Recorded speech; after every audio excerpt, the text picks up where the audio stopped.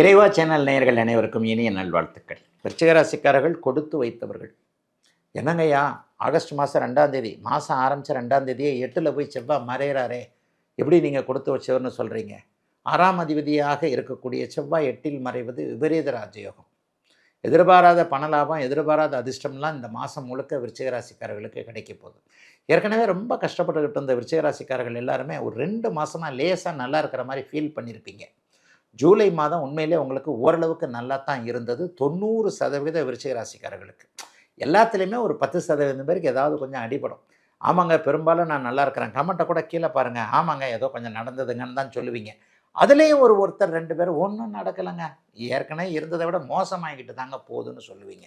ஆக 90% விருச்சிக ராசிக்காரர்கள் ஓரளவிற்கு நன்றாகவே இருக்கிறீர்கள் என்பது தான் கண்டிப்பான ஒரு உண்மைங்க.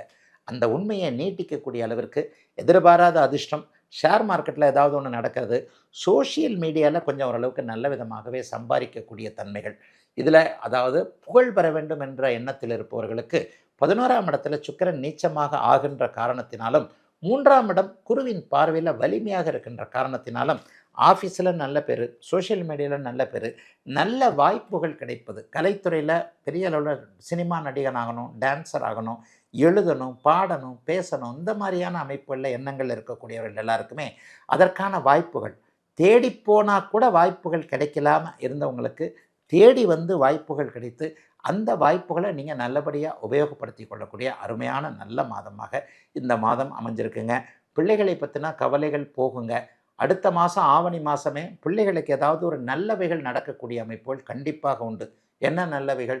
ஏதாவது வேலை கிடைக்கிறது, பிள்ளைகளுக்கு திருமணம் நடக்கிறது, அல்லது வரன் பார்க்குறதுல பிடிக்கலன்னு சொல்லிக்கிட்டு இருந்த பிள்ளைகள் இந்த வரனை ஒத்துக்கிறேன், அந்த வரனை ஒத்துக்கிறேன், எனக்கு கல்யாணம் ஆகிடும் பரவாயில்ல அப்படின்ற மாதிரியாக ஏதோ ஒரு வகையில் ஒரு பெற்றோர்களுக்கு மனசாந்தி ஏற்படக்கூடிய மாதமாக இந்த மாதம் அமைஞ்சிருக்குங்க.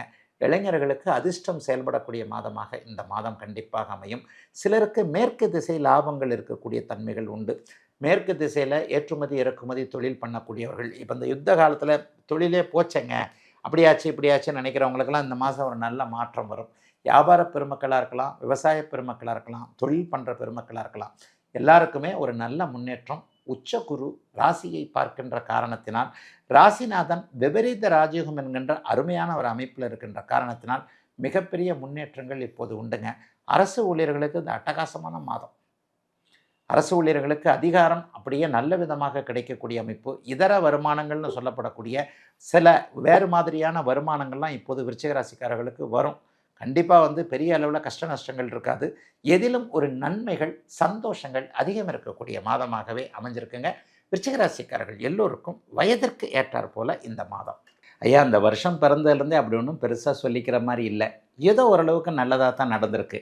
ஆனால் இன்னும் முழுசாக நல்லதுகள் எதுவும் நடக்கலையே.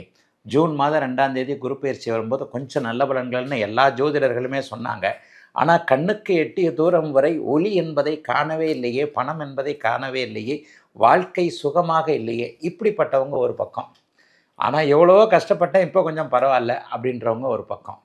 இன்னும் சில பேரை பார்த்திங்கன்னா, போன வருஷம்தாங்க நல்லா இருந்தேன், உண்மையை சொல்லப்போனால் ஒரு 4 காசை கண்ணில் பார்க்க முடிஞ்சது, அல்லது வேலை நல்லா இருந்தது, தொழில் நல்லா இருந்தது, குடும்பம் நல்லா இருந்தது, இந்த வருஷம் என்னமோ அப்படி ஆயிடுச்சு இப்படி ஆயிடுச்சு. இந்த மாதிரியாக மனிதர்கள் பலதரப்பட்ட விதங்களில் சுகங்களையும் சோகங்களையும் அனுபவிக்கிறார்கள். சிலர் சேர்த்தே அனுபவிக்கிறார்கள். ஆக ஜூலை மாதத்திற்கு அடுத்து இந்த ஆகஸ்ட் மாதம் ஏதாவது ஒரு நல்ல பலன்களை தருமா? நான் அடிக்கடி சொல்லுவேன், இந்த வருடாந்திர கிரகங்கள்னு சொல்லப்படக்கூடிய குரு, சனி, ராகு, கேது, இந்த 4 கிரகங்கள் வருட பலன்கள் எப்படி இருக்கும் அப்படிங்கிறத ஒரு ஜோதிடத்தின் மூலமாக தீர்மானிக்கிறோம். குரு இந்த தடவை உச்சமாக இருக்கிறாரு, சனி உச்சகுருவின் பார்வையில் இருக்கிறாரு, ராகு கேதுக்கள் இன்னும் ஒரு டிசம்பர் மாதம் முதல் வாரம் வரைக்கும் மாறவே மாட்டாங்க. இந்த ஆகஸ்ட் மாதம் குரு பயிற்சியோ சனி பயிற்சியோ ராகு கேது பயிற்சியோ கிடையவே கிடையாது. ஆனால் மாத கிரகங்கள் அப்படிங்கிறது தான் இதை தீர்மானிக்குது. மாத கிரகங்களில் மிக முக்கியமானது சூரியன். சூரியனை வச்சு தான் மாதமே பிறக்குது. தமிழ் மாதம் பிறக்கிறது சூரியனை வச்சு. தமிழ் மாதம் முதல் தேதி அன்றைக்கு சூரியன் ஒரு ராசிக்குள் நுழைவார். அதுதான் அந்த அவர் நுழையிறது தான் ராசியே. அந்த வருஷ தமிழ் மாதத்துடைய முதல் தேதி, கடைசி தேதி அன்றைக்கி அடுத்த ராசிக்கு அவர் போயிடுவார், அடுத்த மாதம் முதல் தேதி அன்றைக்கு. அதே மாதிரி 20-25 நாட்களுக்கு ஒரு முறை மாறக்கூடியது சுக்கிரன் புதன், 45 நாட்களுக்கு ஒரு முறை மாறக்கூடியது அந்த செவ்வாய். இந்த 4 கிரகங்களுடைய இயக்கங்களை வைத்துத்தான் மாத பலன்கள் சொல்லப்படுகின்றன.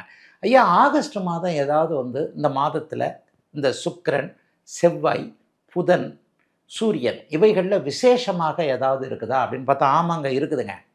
ஆகஸ்ட் மாதம் 1ஆம் தேதி சுக்கிரன் நீச்சத்தை அடைகிறார். இந்த மாதம் முழுவதும் சுக்கிரன் நீச்சத்தை அடைவார்.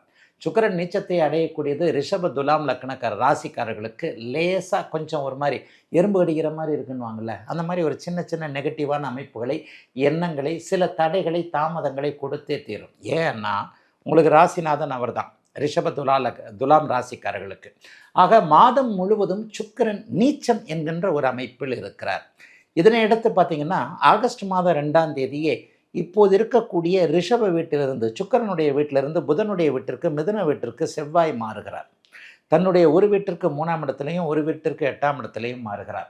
இந்த அமைப்பையும் பார்த்தீங்கன்னா, ஒரு ராசிக்கு ஒரு மாதிரியாகும், இன்னொரு ராசிக்கு ஒரு மாதிரியாகும். அதாவது இந்த ஆகஸ்ட் மாதம் முழுமைக்கும் மிதுன வீட்டில் செவ்வாயும், கன்னி வீட்டில் நீச்ச நிலையில் இருக்கக்கூடிய அமைப்புகளில் சுக்கிரனும் இருப்பார்கள்.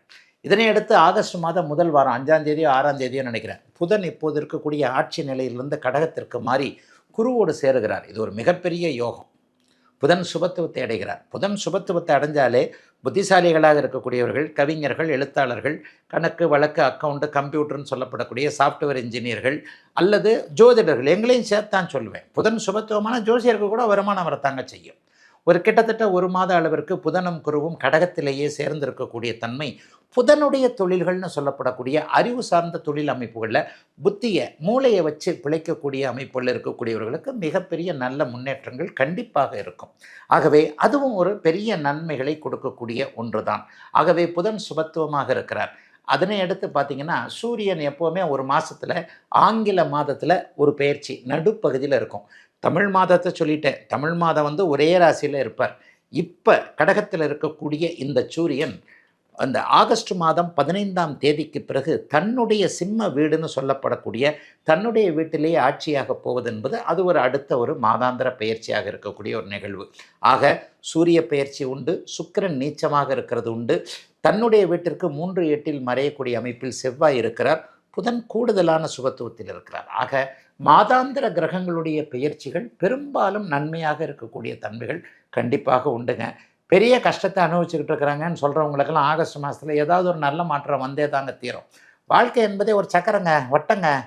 வட்டத்தில் பார்த்தீங்கன்னா மேலே இருக்கிறது கீழே வரும், கீழே இருக்கிறது மேலே போகும். கஷ்டப்படுறவங்க ஒரு நாள் நல்லா இருப்பாங்க, நல்லா இருக்கிறவங்களுக்கு ஒரு சின்ன சின்ன தடைகள் வரும், மறுபடியும் அவங்க நல்லா இருப்பாங்கன்ற மாதிரி வாழ்க்கை ஒரு வட்டம் என்பதாகத்தான் இந்த மாத பலன்களை நம்ம புரிஞ்சிக்க முடியும். ஆகவே ஆகஸ்ட் மாதம் பெரும்பாலான ஒரு நல்ல அமைப்புகள் 12 ராசிக்காரர்களில் சோதனைகளை அனுபவித்து கொண்டிருப்பவர்களுக்கு சின்ன சின்ன நல்ல மாற்றங்களை கொடுத்தே தீரும் என்பதுதான் உண்மை.